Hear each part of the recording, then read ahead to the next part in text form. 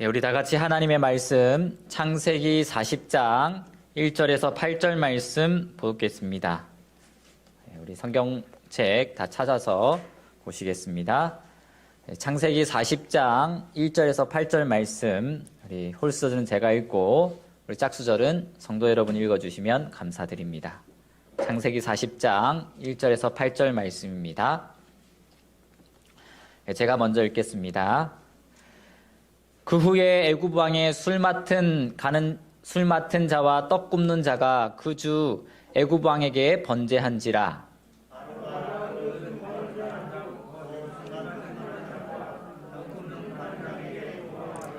그들을 시위대장의 집 안에 있는 옥에 가두니 곧 요셉에 갇힌 곳이라.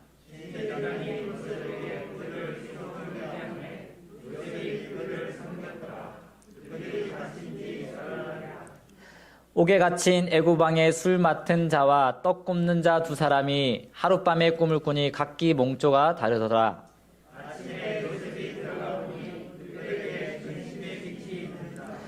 요셉이 그 주인의 집에 자기와 함께 갇힌 바로의 간원장에게 묻되 당신들이 오늘 어찌하여 근심빛이 있나이까?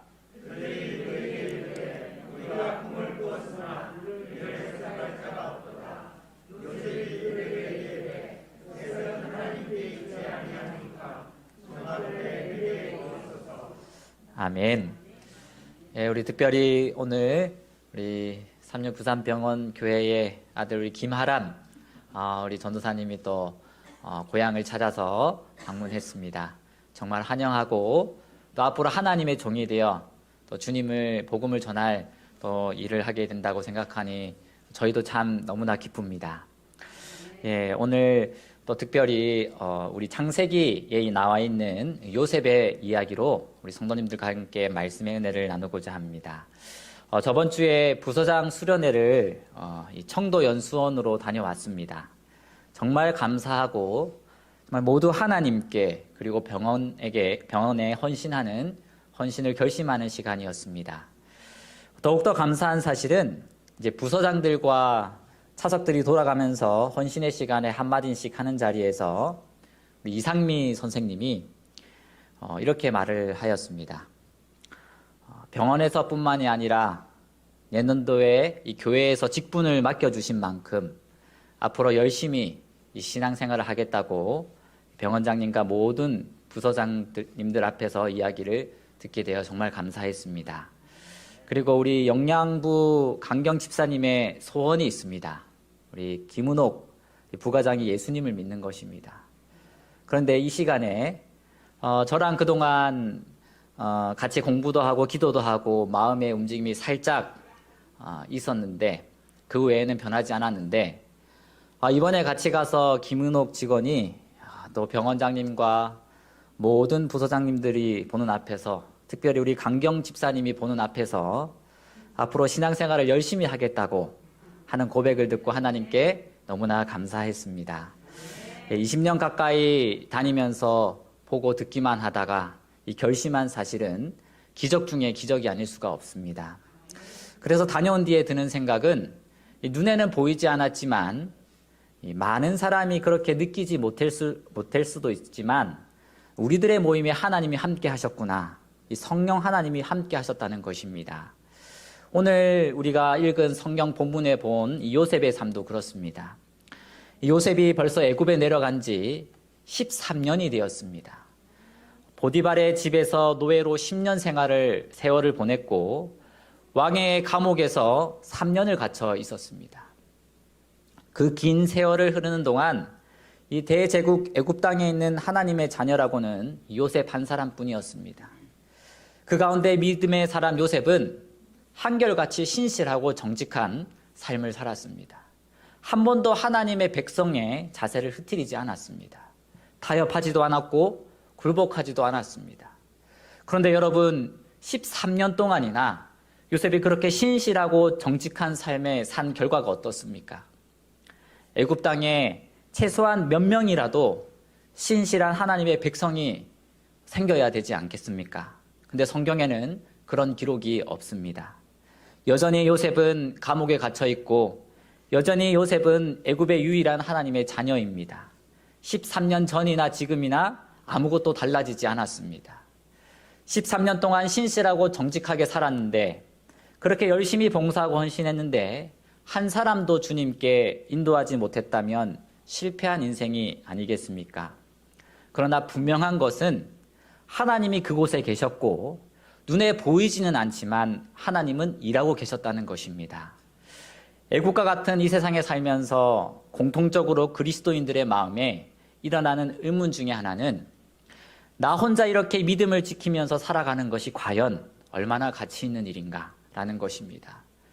나름대로 신실하게 믿고 살아가는데 평생 함께 살고 있는 남편은 눈도 꼼짝하지 않습니다.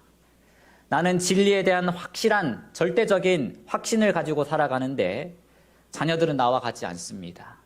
학교에서, 직장에서, 사회에서 재림 성도의 본분을 잃지 않고 살아가지만 아무도 내 신앙에 관심을 기울이지 않습니다. 나로 인해서 아무것도 변하지 않고 세상은 늘 그대로이고 나는 늘 혼자라는 사실은 우리의 마음을 불편하게 합니다. 다 적당히 즐기고 누리는 세상에서 나 혼자 원칙을 지키면서 사는 것은 때론 슬프고 손해보는 듯한 느낌을 들게 합니다. 그런데도 우리는 신앙을 계속 지켜야 할까요? 나 혼자라도 신실하게 살아야 하겠습니까? 여러분 어떻게 생각하십니까? 당연히 그래야 합니다. 왜냐하면 나 한 사람의 신실하고 정직한 삶을 통해서 하나님께서 일하실 때가 반드시 있기 때문입니다. 나를 통해서 하나님이 일하실 때까지, 나를 통해서 하나님이 일하실 시간이 될 때까지 순전한 믿음을 지키면서 신실하게 살아가는 우리 모두가 되시기를 주님의 이름으로 기도합니다. 오늘은 애굽 땅에서 홀로 신실했던 요셉의 삶을 통해서 하나님께서 우리에게 주시고자 하는 교훈 두 가지를 묵상해 보려고 합니다. 먼저 우리 한번 다 같이 따라해 보겠습니다. 첫째, 이 신실한 한 사람을 위해 하나님은 일하십니다. 하나님께서 요셉을 통하여 계획하신 놀라운 일을 드러내기 시작한 때는 요셉이 애굽에 내려온 지 13년이 지난 후였습니다. 그러나 그 13년은 절대로 낭비하는 시간이 아니었습니다. 세상이 볼 때의 젊은 나이에 13년을 종과 또 감옥에서 보낸 시간은 정말 아까운 세월입니다. 우리가 흔히 군대 가서 군 복무 기간을 죽었다 생각하고 지내다가 오라고 합니다. 힘들고 어려울 뿐 아니라 아무 의미 없는 시간이기에 잘 견디고 오라는 것입니다. 그러나 이 요셉이 애굽에서 보낸 13년은 결코 낭비하는 세월이 아니었습니다. 그 당시에는 그렇게 생각할 수도 있었지만 지나고 보면 결코 그렇지 않습니다. 그 13년의 세월은 요셉으로 하여금 애굽의 총리직을 수행할 수 있게 하기 위한 훈련의 기간이었습니다. 먼저 보디발의 집에서 보낸 10년의 기간은 즉 거기서 요셉은 1차로 애굽의 궁중 언어를 완벽하게 습득하였습니다. 그의 주인 보디발이 바로 바로의 측근 중에 측근이었기 때문입니다. 말을 어디서 누구에게 배우느냐 하는 것은 매우 중요합니다. 직무 수행 능력뿐 아니라 인간관계에 절대적인 영향을 미치기 때문입니다. 요셉은 17세에 애굽에 내려왔기 때문에 말을 자연스럽게 익힐 수 있는 처지가 아니었습니다. 그래서 특별히 하나님께서는 이 요셉을 보디발의 집 노예로 들어가게 하셔서 최고급 애굽 언어를 익히게 하신 것입니다. 그러므로 이 보디발의 집에서 보낸 10년의 세월은 결코 낭비하는 세월이 아니었습니다. 이뿐만 아니라 보디발의 집에서 요셉은 경영을 배웠습니다. 보디발의 전 재산을 관리하는 이 청지기가 되었기 때문입니다. 보디발의 재산이 얼마나 되었는지는 알 수 없지만 바로 바로의 친위 대장이었던 것으로 미루어 보아 이 보통 사람은 상상할 수도 없는 재력가임에 틀림없습니다. 아버지 집에서 응석바지로 자라던 요셉은 보디발의 집에서 보낸 10년 동안 세상 물정과 돈의 흐름을 정확히 파악하는 안목을 키웠습니다. 뿐만 아니라 보디발의 집에 있는 수많은 종들과 노예들을 배치하고 부리는 일을 하면서 인사관리를 익혔습니다. 그때는 몰랐겠지만 세월이 지나고 보면 이 보디발의 집에서 보낸 10년은 요셉에게 요즘에 NBA 현장에서 배울 수 있는 최고 이 경영자 과정이었던 것입니다. 그리고 이 보디발의 아내의 모함으로 들어간 감옥에서 보낸 3년은 보디발의 집에서 결코 배우거나 경험할 수 없는 것들을 배울 수 있는 시간이었습니다. 이 보디발에서 보낸 이 10년의 이 기간을 학사, 석사 과정에 비유한다면 감옥에서 보낸 이 3년은 이 박사 과정에 해당합니다. 그곳은 왕에게 죄를 지은 죄수들만 갇히는 곳이었습니다. 그러니까 이 파렴치한 잡범들은 없었고 왕을 가까이서 모시던 고위 공직자들만 갇혀있던 곳이었습니다. 그래서 왕의 술 맡은 자와 떡관원도 그래서 그곳에 갇힌 것입니다. 요셉은 그곳에 갇힌 모든 죄수들을 돌보는 일을 맡았습니다. 여러분, 감옥에 갇힌 죄수들에게 가장 필요한 것이 무엇일까요? 바로 말벗이었습니다. 자기 이야기, 억울한 사정을 들어줄 사람이 필요합니다. 요셉이 그들의 말을 얼마나 잘 들어주었겠습니까? 그리고 그들이 얼마나 깊은 비밀을 요셉에게 들려주었겠습니까? 왕의 죄수들을 섬기면서 요셉은 국가 경영에 필요한 지식과 자질을 갖출 수 있었습니다. 보디발의 집에 있었더라면 결코 알 수 없었고 절대로 접근할 수 없었던 비밀과 정보를 감옥에 있는 동안 너무나 쉽게 알고 익힐 수 있었던 것입니다. 그러므로 이 요셉이 감옥에서 보낸 이 3년은 또한 결코 무의미한 시간이 아니었던 것입니다. 그 3년의 시간은 바로 그가 앞으로 총리가 될 그 기간을 준비하는 기간이었습니다. 그래서 사랑하는 여러분, 우리가 하나님의 자녀로 이 세상에 살면서 하나님의 뜻에 순종하며 살아가는 한 우리 인생의 무의미한 시간은 절대로 없습니다. 하나님은 우리 인생에 무의미한 일이 일어나는 것을 절대로 허락하지 않으시기 때문입니다. 때때로 그 시간이 너무나 힘들고 괴롭고 외로울 수 있습니다. 이런 시간이 없었으면 좋겠고 빨리 지나갔으면 좋겠다는 생각이 들 수도 있습니다. 그러나 그때가 아니면 배우고 익힐 수 없는 교훈이기에 하나님께서 그 일과 그 시간을 허락하셨다는 사실을 기억해야만 합니다. 하나님의 말씀에 순종하며 또 살아가는 삶의 인생에는 무의미한 일도 무의미한 시간도 절대로 일어나지 않습니다. 비록 지금은 그 의미와 목적을 다 이해할 수 없을지라도 하늘에 가면 분명히 모든 것을 알게 될 것입니다. 둘째, 우리 한번 다 같이 따라서 해보겠습니다. 한 사람의 신실함이 만 사람을 살게 합니다. 13년 동안 홀로 신실했던 요셉이 드디어 바로 앞에 서게 되는 이야기가 이제 오늘 읽었던 다음 장인 41장에 기록되어 있습니다. 어느 날 밤에 바로가 두 개의 꿈을 이어서 꾸게 됩니다. 나일 강가에 아름답고 살찐 7마리의 암소를 그 후에 올라온 흉악하고 파리한 7마리 암소가 잡아먹는 꿈과 무성하고 충실한 7 이삭을 그 후에 나온 가늘고 동풍에 마른 이삭이 삼키는 꿈이었습니다. 소가 소를 잡아먹고 이삭이 이삭을 삼키는 꿈은 너무나 충격적이었습니다. 직감적으로 바로는 이 꿈이 이상한 것임을 알고 내노라 하는 애굽의 점술가들을 다 불러 모아서 꿈을 해석하게 했지만 아무 소용이 없었습니다. 아무도 입을 열지 못했습니다. 그런데 여러분 한번 생각해 보십시오. 세상에서 제일 쉬운 일 중에 하나가 바로 꿈을 해석하는 일입니다. 만약 여러분들이 저에게 무슨 꿈을 말씀해 주시면 저는 해석해 드릴 수 있습니다. 어떻게 해요? 이 꿈 해석은 수학 공식이나 과학의 법칙이 아니기 때문에 그럴듯한 말로 적당히 둘러대면 됩니다. 맞으면 좋지만 안 맞아도 괜찮은 것이 꿈의 해석입니다. 그런데 이 애굽의 수많은 해몽가들이 바로의 꿈에 대해서 입을 열지 못했습니다. 느부갓네살 왕처럼 꿈을 알아내라는 것도 아니고 꿈 내용을 다 말해줘도 해몽을 못했습니다. 여러분 왜 그랬을까요? 바로 요셉이 해석하도록 하나님이 계획하신 꿈이기 때문입니다. 요셉을 바로 앞에 세우고 요셉을 애굽의 총리로 삼기 위해 하나님이 주신 꿈이기 때문입니다.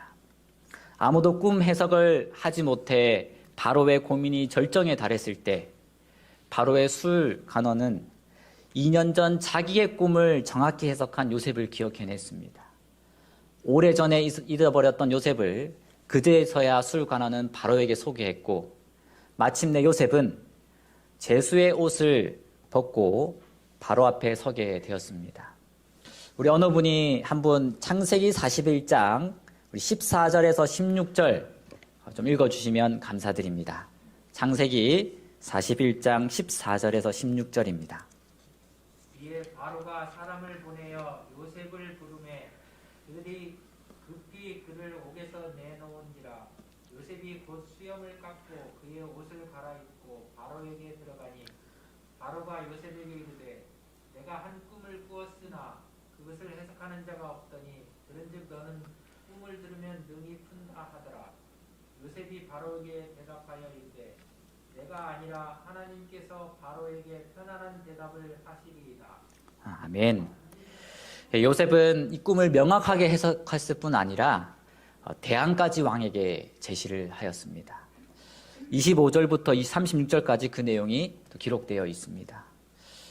7년 풍년 기간 동안 양식을 충분히 저장해 놓았다가 이어지는 7년 흉년 동안 백성들을 먹여 살리라는 것입니다.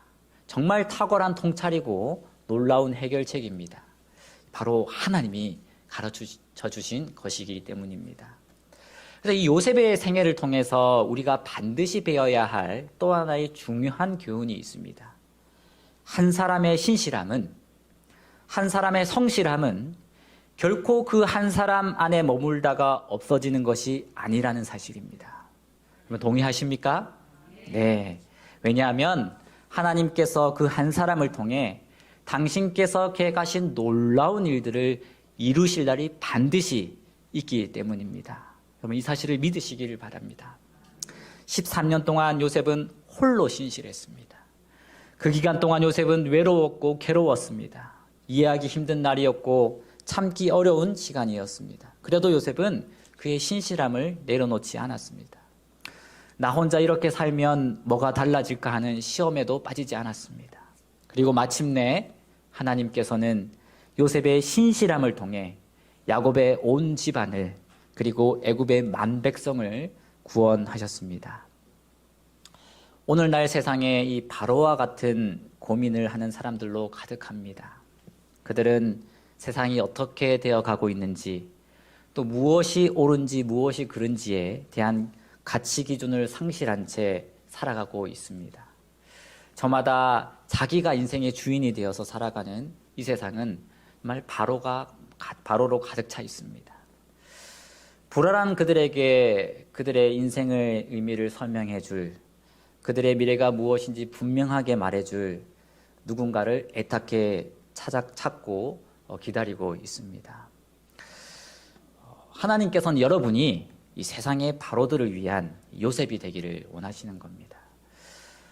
저는 이 대학교 때와 대학원 때 이제 아르바이트를 하면서 이제 세차장에서도 일해보고 또 이제 휴게소에서도 일을 해보았습니다. 근데 이상하게 제가 일하는 곳에 꼭 세차장에 저희 교회 집사님이 오셨고 또 휴게소에 저희 교수님이 오셨습니다. 그런데 그때 일하면서 느낀 것이 있었는데 이제 보통 일을 같이 하면서 쉬는 시간에는 앉아서 이야기를 합니다. 그러면 세상에 이런 이야기 저런 이야기를 하면서 저는 당연히 일에 교회 나가는 것을 알게 되고 또 교회에 있는 이야기를 이렇게 하게 됩니다. 근데 이상하게 그들에게 이제 지나고 보니까 공통점이 있었는데 무엇이냐면 다 그들의 허전한 마음을 달랠 무언가를 찾고 있다는 것입니다.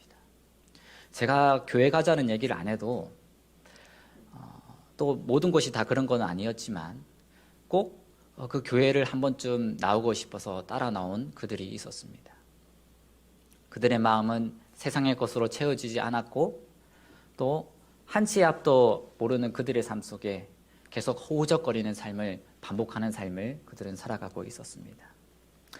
그래서 우리 사랑하는 성도 여러분, 우리가 이 요셉 같은 사람이 되어서 이 시대를 정확히 분별해서 그들에게 지금 무엇을 어떻게 해야 할지 가르치는 저와 여러분이 되시기를 바랍니다. 그들이 분명히 여러분들에게 도움을 요청할 때가 있을 것입니다.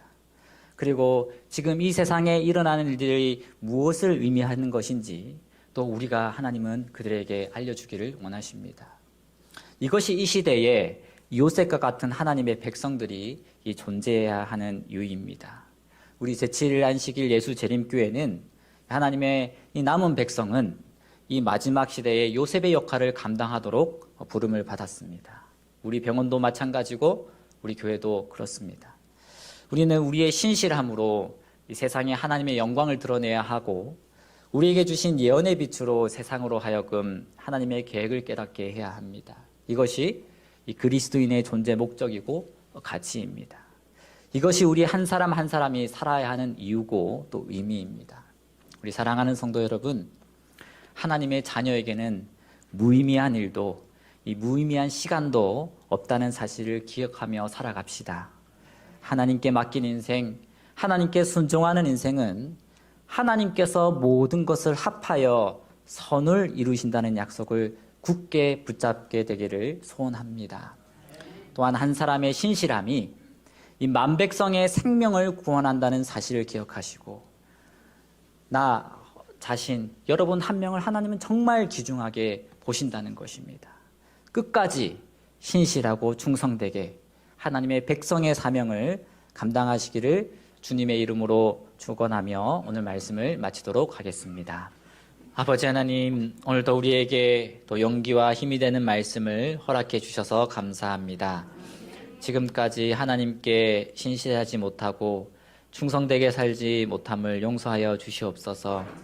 우리에게 정말 은혜의 햇빛을 비춰주시며 언제나 우리가 돌아오기만을 두 팔 벌려 기다리시는 예수님께 우리 모두 나아가기를 원하오니 하나님, 우리 다시 한번 주님 안에 서는 믿음을 허락해 주시고 하나님의 용서와 자비를 우리에게 베풀어 주시옵소서. 주님의 은혜 정말 감사드리며 이 모든 말씀 예수님 이름으로 기도드립니다.